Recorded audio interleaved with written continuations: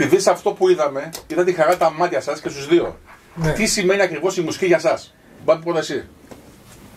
Η μουσική είναι τρόπος ζωής, είναι τρόπος έκφρασης, βασικός, και με ένταση το λέω γιατί τώρα μόλις παίξαμε, δημιουργεί αυτή την ένταση και είναι ένας τύπος θα μπορούσα να το πω και μεταψύχωσης, δηλαδή αλλάζεις state, αλλάζεις θέση και είναι ένας πολύ όμορφος τρόπος επικοινωνίας, το οποίο σε δίνει χαρά.